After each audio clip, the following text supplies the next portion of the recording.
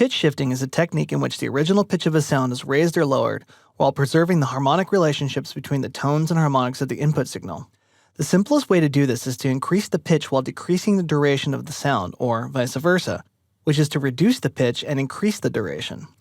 Time compression and expansion, which is also known as time stretching, is the reciprocal process to pitch shifting, which leaves the speed of the signal intact while the pitch is being changed. We'll cover time compression and expansion in greater depth in a later chapter. Here's an example of very basic pitch shifting on a vocal.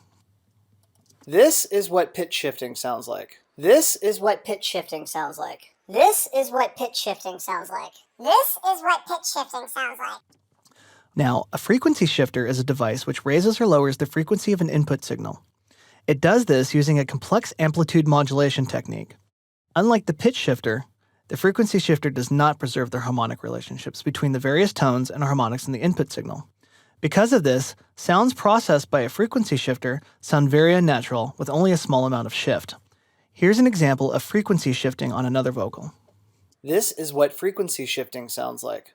This is what frequency shifting sounds like. This is what frequency shifting sounds like.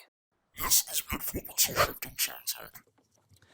Ring modulation basically involves taking two separate inputted signals and outputting something new made up from the sum and differences of those signals. To calculate the new output, a ring modulator will usually take the input signal from an instrument and mix it with a second signal generated by an internal oscillator. The result usually sounds wobbly and metallic. Here's an example of ring modulation. Now, a ring modulator is actually in this frequency shifter plugin, so what you do is you just change the mode from shift to ring. Let's play that. This is what ring modulation sounds like. This is what ring modulation sounds like. This is what ring modulation sounds like. This is what ring modulation sounds like. This is what ring modulation sounds like. This is what ring modulation. The next few videos will show you different techniques using these three different methods of sound manipulation.